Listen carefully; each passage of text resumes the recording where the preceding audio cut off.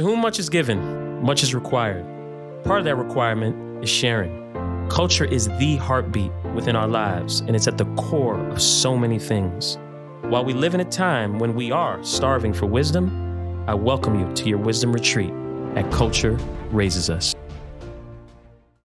So today's guest literally happens to be a very, very long-time friend and co-conspirator, I can say, on a couple of projects. John Monopoly is literally one of Chi-Town's finest and is most known for being Kanye's manager for many years. And most recently now, the head of partnerships at Viola in the cannabis space. Super, super excited to have you here today, bro. And before I let you kind of tell a little bit more about your story, I would love to get your thoughts on what we call our signature question. And when you hear culture, what does that mean to you? My immediate response is music, art, fashion, anything that touches your soul and speaks to your spirit, but not limited to those three. Those are just the three things that immediately come from me, but I think it could be a number of things. Anything that really touches or moves you is culture. I love that. I love that. So again, I gave a very, very high level intro on you, but I'd love for you to now share a little bit more about yourself before we kind of get into the fun weeds of this conversation. Okay. Well, my name is John Monopoly. I'm from the South Side of Chicago. I started on this path in the entertainment industry when I was 13 years old as a promoter. I did my first party in June of '89 and started throwing, concerts pretty quickly after that. When I was like 15 or 16 years old. Around the same time that I started doing the shows in Chicago, I met Kanye and we became very close, and I started working with him as a manager slash, I guess I was his first manager, and we started a production company together called the Numbskulls.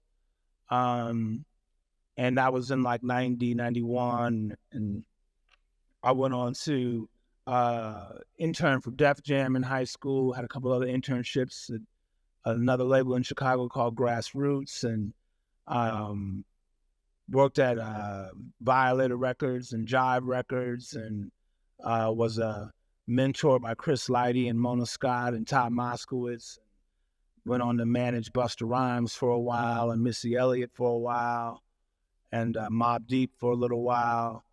Worked very closely with Virgil Abloh. I met him when he was interning for my big brother, Jay Boogie, who gave me my first real job in the business. And Virgil came and kind of interned for me for a while before I introduced him to Kanye. Also very close to Don C, who's like my partner in crime. We started our company Hustle in 1998 together, and now he's gone on to do amazing things as the creative director of the Bulls and creative director at Mitchell and Ness, and he has his store RSVP. You see me repping, of course. That's right. This is his brand with Virgil Abloh. They have that together. Rest in peace, my brother Virgil. Don also just opened up another store in Chicago in the West Loop called Just Don for his own brand that is doing really well, and set out 170 North Sangamon in the West Loop. So I've been around for almost 30 years, a little over 30 years actually, as an independent promoter and nightlife guy, and then got into business shortly after. Also, I think a main component, as I kind of alluded to earlier, of the rise of the Chicago imprint on culture.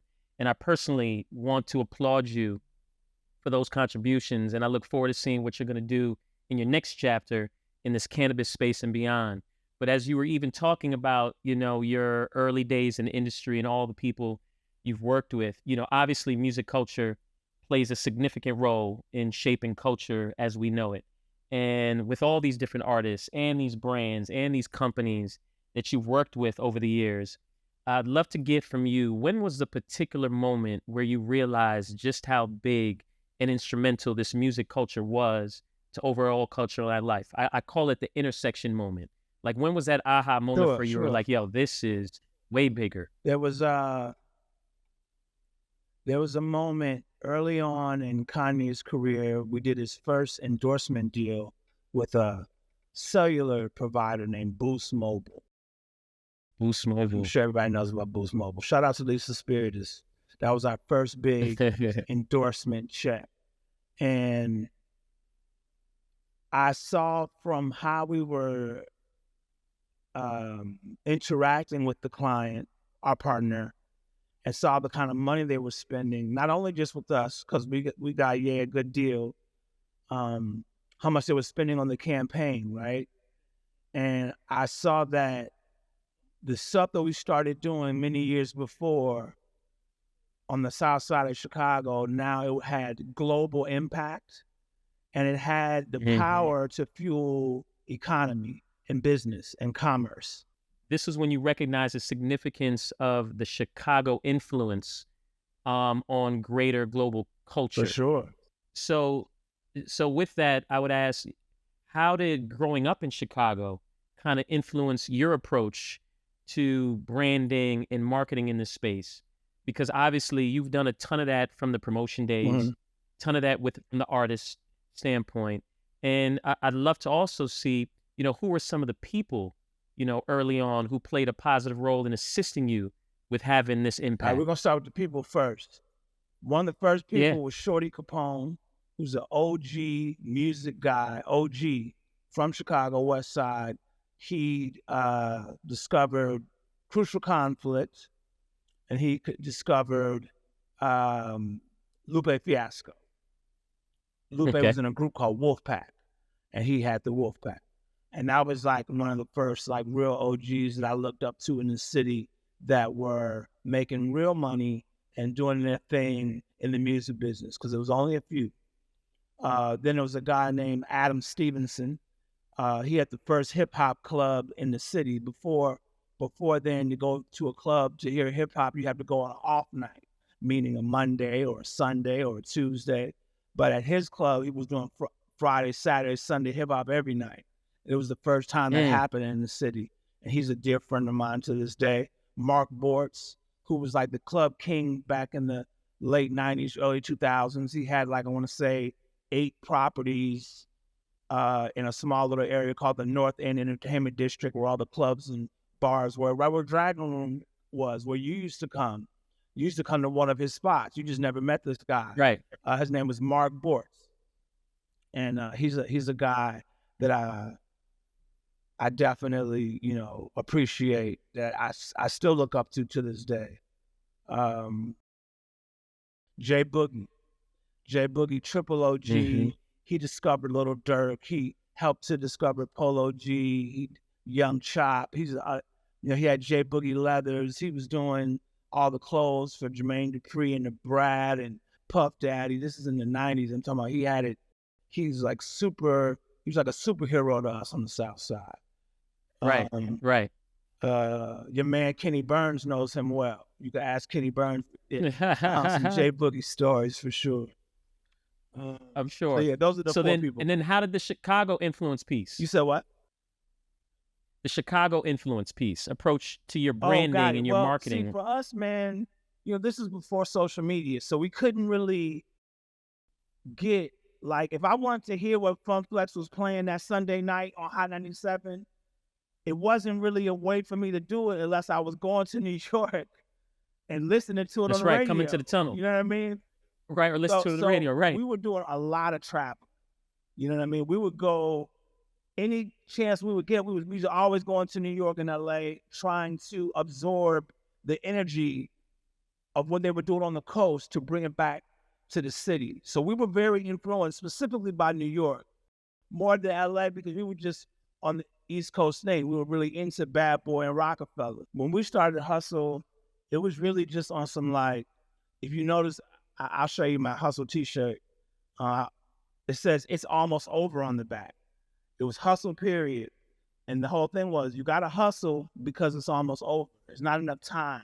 If you want to win the race, you got to go faster. We got to go hard. Hmm. So our whole thing was, we had Kanye. We believed in him.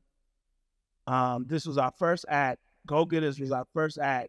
We knew that they were special. And shout out to GLC, because GLC got a hit record right now. It's like literally bubbling on the charts. He got a real record. I'm so happy for him. But Nice. Go Getters with Ye, we knew that it was something special there. So we were just by any means necessary. You know what I mean? Like, it just didn't Hmm. Mike Love, who was on WGCI, which is the big iHeart station in Chicago, he'll tell stories about how Kanye wasn't on the playlist. The Go Getters weren't on the playlist, so technically they couldn't play the record, but they play the intro of the record on the way to radio break, just to show love, showing that these guys are working hard enough. They need to be recognized. And there was little stuff like that Love that we this. were doing that we remember, because we were pushing the envelope. We were going so hard. I had street teams outside of WGCI with picket signs saying, play the Go Getters, play the Go Getters. You know what I'm saying? That was Kanye's group back then, the Go Getters.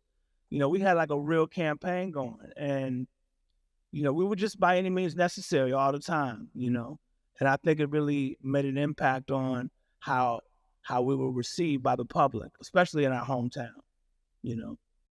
Yeah, no, and again, it's the literal and figurative element of the hustle mentality that you've exuded. I mean, ever since I've known you, Thank you. and I literally would always remember coming to Chicago, and as you said, between you, Happy, and Don C, y'all would be the consummate That's hosts, and have that's the every family right there. Me, Happy, and Don. That's the triad. no, no, listen, and everything was on lock, and I always valued the relationship that y'all had as a Yeah, unit. And I also love how you all spread your respective wings while still, though, remaining true to your core. And I think there's a quality there that many can benefit from, to be honest. So I would love to ask, what's the seed that you kind of water to fly your own wings in your own way, right? While staying connected to the core and still lifting each other up. I mean, even look at you coming on today with the yeah. RSVP shirt, right? It's still a love and See, support. that's where it started, though. See, you have to maintain some level of balance. I can't get so caught up in what I'm doing that I never look to him or look to Hap, or it has to be that, or it was all for nothing. You know what I Mm-hmm. mean? It has to. You know, and even me and Happy, we fight like brothers all the time. You know what I mean? But it's only out of love. We both want the best Mm-hmm. for each other, and those are my real brothers. Happy and Don are my real. Don is my cousin. You know what I mean? How But about that? Happy and Don are my real brothers, and we built this from the ground up. You know what I mean? And it feels good to see everybody thriving. You know what I mean? Don is doing incredible. Happy's doing his thing. Everybody's doing well. You know what I mean? So, um, yeah, I mean, and the seed, I've tried to always extend myself to who I believe are the next generation, right? And I think that's kind of how I guess you'd say, plant my seeds, by trying to just make myself available for whatever. I do a lot of um, untraditional mentoring. You know what I mean? Where people will call out to me. I did a call today with a young brother, my man Austin. And he's out. He's asking questions about this and that. How do we maneuver in different situations? And I always try to extend myself, because for me to get on, I had to move out of Chicago and go to New York. And when I said to myself, when I got my shit right and I got on, I wanted to be one of the people that was like, you could reach out to, so you didn't have to move to New York like I did, or move to LA like I did. So you could That's right. stay in Chicago and build your foundation from home, you know? Um, so yeah, I just try to make myself available, and that's really how I lead my seeds. Well, and that availability seed is a major superpower. Because I don't think enough of us exude that or plant that seed. And I think the availability that you can offer somebody can be the trajectory that changes the world somewhere with Yeah, someone. So I do want to applaud you for being so open to that, and hopefully sharing that with others to also then embody this notion of availability, because there's so much power in yeah, that. And it's not having to solve all the problems, but it's definitely helping with others who might have the ability to solve that's the right. problems. But just your availability to help them get to that spot is Yeah, you gotta huge. lend that ear. You gotta give. You have to give up yourself. You have to be. I really believe that to get, you have to give. It's no other way. It don't work no other way. That's right. That's right. So, we're also in the midst of, I can't believe this, celebrating 50 years of Oh hip man, hop, which sounds crazy, to be honest, right? absolutely. And there's been so many components, I think, that have made it what it is to date. And I look at the influence of Chicago, and I look at its music pedigree playing a significant role within that. In your opinion, what are the two biggest contributions you feel Chicago has contributed to the legacy of 50 years worth of hip hop? Not only, but just the two Yeah, biggest that come to I'm your gonna say mind. these two names, and then I'm gonna explain why. Common and Kanye, and let me explain why. Let me just explain Mm, why. Common is Chicago's Nas, Chicago's lyrical legend. He's probably, and people gonna say what they're gonna say, but he's probably the best rapper from Chicago. Period. That's and that, say and it, that's B. just Say it. Put that's it just out what it there. is. I did Common's first Wisconsin show, February 13th, 1993, 30 years ago. He was cold back then, and he's still that guy now. That's just what it Cold is. now. Kanye is our Jay-Z. Nobody has been ever come able to Mm, be as big as him, have such global impact as him, and sell product like him, and to be so polarizing. Good or bad, facts. whatever you want to say about him, Facts. it just is what it is. He's that guy. So you really can't get any better than Common, and you can't get any bigger than Kanye. I love that. And that's spot on. And I hear you. And when you talk about the impact of both, it's great to see that it still Yeah, stands today. absolutely. Absolutely. I don't think you could really score that card any other way. I don't think. Mm.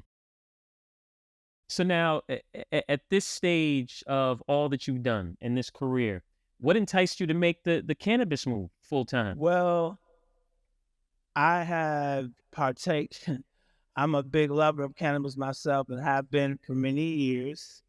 Um, Nice. it helps me with a personal health issue that I have. I'm bipolar, and it helps me kind of manage Right. myself and keep me on the even keel. And it always has been there for me. I try not to abuse it, but I do use it, Right. and it helps with some pain management. And I'm a businessman, and I've always admired um, the co-founder of the company, Dan Pettigrew. He's always been a successful guy from where I'm from in Chicago, and Al Harrington actually used to come to my parties in Chicago when I think he played for Indiana. I think. Yeah, I Yeah, was about to say Indiana, I probably. think he Yeah. was playing for Indiana. And he would come to, I believe, the biology bar. I'm not sure, but I was always cool with Al and always had much love and respect for Dan. So when the opportunity presented itself, I just jumped on it, and it's been great. We got a great team. Sharif Williams, our CMO. I've known Sharif since he was maybe 13 years old. Sharif is Come great. on, Love how do you Sharif. get any Love better than Sharif. Sharif? Um, That's right. Yeah, Genuinely good sharp, person, all smart. that. Go ahead. He's prepared, knows what to do. He's a great exec, great guy all the way around. And then Al's super sharp. Dan is amazing. Lori, the whole crew. So I'm excited to be down with the operation. We got. Did I say we have 2 stores in St. Louis that just opened? We got No, 2 spread the stores in word. St. Spread the Louis that word. just opened. We did our grand opening on 420 with G Herbo. It was a great event at Mm-hmm. the pageant. Then we have one store in Broadview, Illinois, which is a west suburb of Chicago. It's right outside of Chicago downtown, right 8 minutes away from Oak Park. We have one, that store opens in like 30 to 45 days. And then we have another store in the Lincoln Park area on Webster that's going to be opening within the next 9 months. So that's 2 in Chicago that'll be open this year. And then we have Hoboken, New Jersey coming up next. And we got some cool stuff. I'm excited. Viola's here. No, it's beautiful to hear the growth in this space. And again, I want to applaud you on your transparency of, alluding to some of the personal hurdles that you've gone through, right, with the bipolar nature, and how this has Yeah, helped you with absolutely. that, right? Significantly, which then leads to, and it's kind of evident, there's so many narratives around cannabis, right? And I think you have an opportunity to help change some of these stigmas and Hmm. stereotypes around it. And you as an individual are actually an amazing example. What are some of those stereotypes and stigmas that you're like, you know what? This is the new narrative that we're going to shape around I cannabis remember when moving I was forward. young, smoking, the elders would be like, what are you, a dope fiend? You smoking them reefers? You know what I mean? The Yeah, reefers. That's right. reefers. Remember reefers. But that's an old way of thinking. You know what I mean? That this really Yeah. is, when used properly, this really is medicine. You know what I mean? So the Mm, stigma that this is makes you some kind of a, you know, strung out bum, or just that's over. done. Now I can do this and say, hey, Yeah. this actually helps me. This is how I use it. And this actually has a positive impact on my day-to-day life. You know what I mean? So I think that's like the Mm. main thing is that, you're like a drug addict or dope fiend if you smoke weed, if you use marijuana.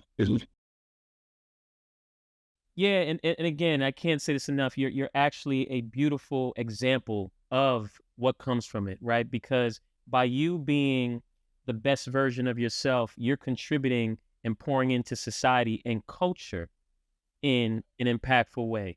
So again, I'm Thank applauding you thank you, bro. for that.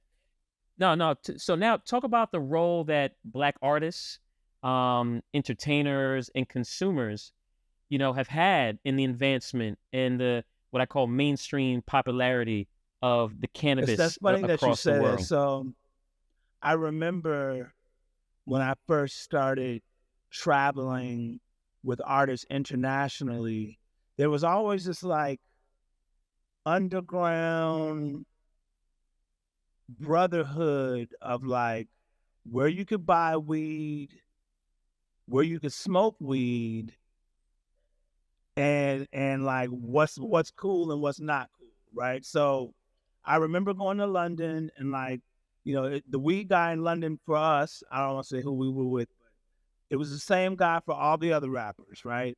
And like it was a part of like a social movement as well, because it wasn't just buying weed. It was like you would connect to the weed man if you needed a barber or this or that. Like it was like a cultural thing. So do you think that Black entertainers are actually doing enough to promote the business I don't think side so. I, of I think we're cannabis? not, You because know, we're not involved enough in a real way.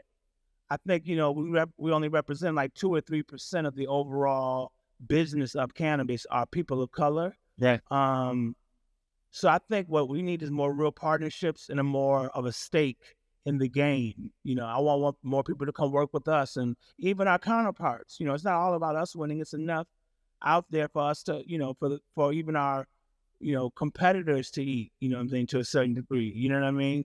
I That's think right. I think that we should, try to take care of our people, and make sure that the people that will be like the ambassadors promoting it actually get a real stake and not just a check. So maybe that's the mindset shift. We've So been we've so been so programmed programmed just to get the check over and the run. years. You know what I'm saying? But that's not what it's about. It's Boom. about equity. Thank It's you. about real What ownership so we can hand it down to our kids. Yeah.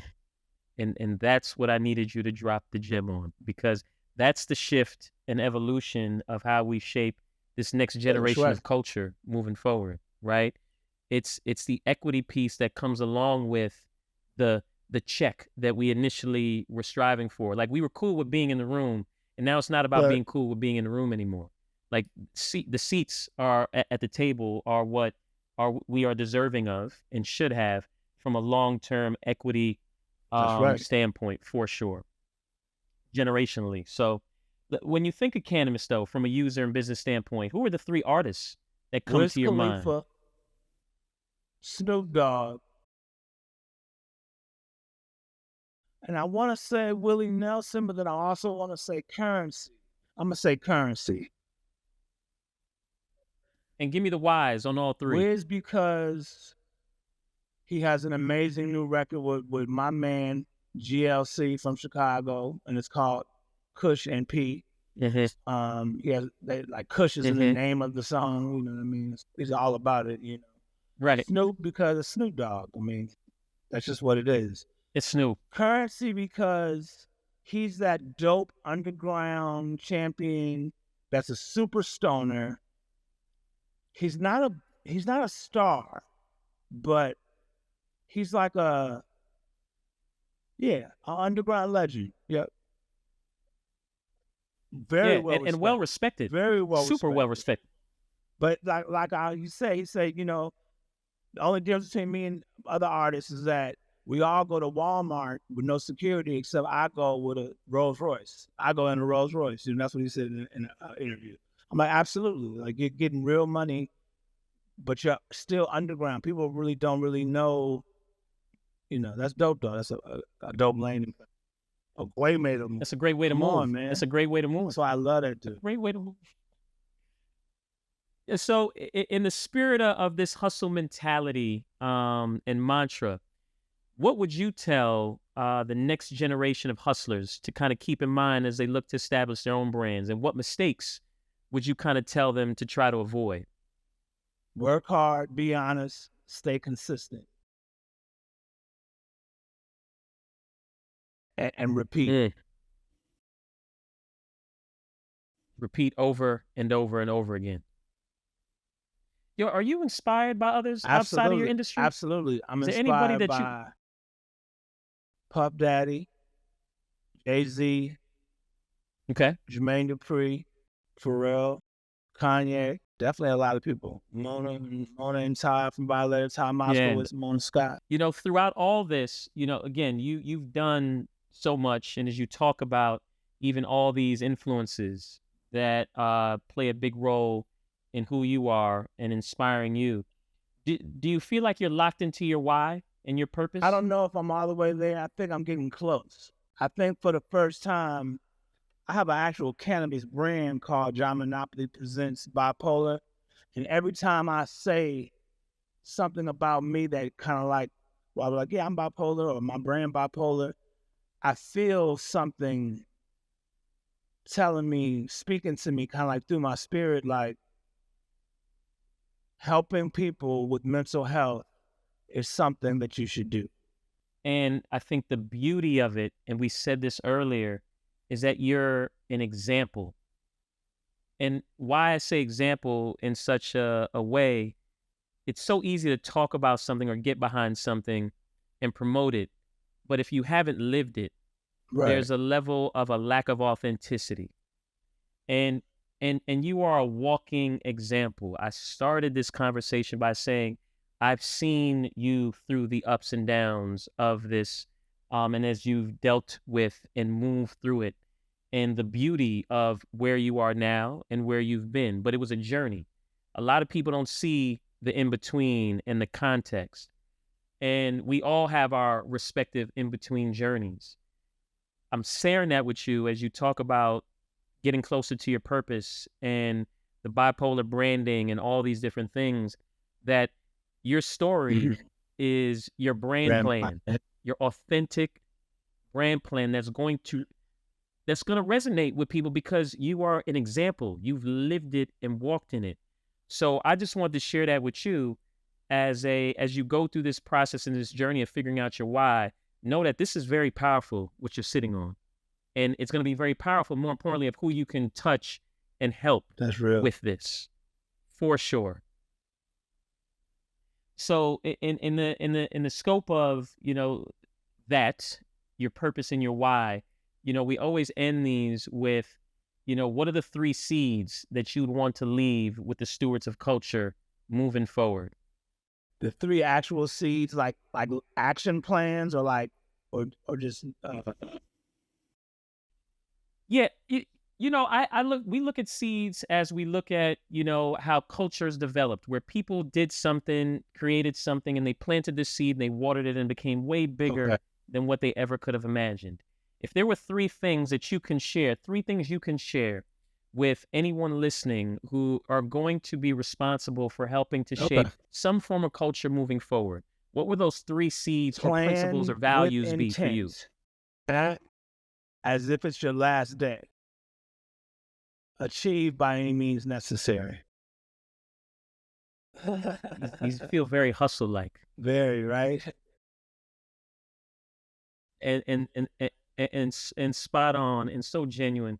Look, I'm grateful, Man, me too, first man. off, that we were able to do this. You are somebody who I valued, I value over the years tremendously. You welcomed me into Chicago as family.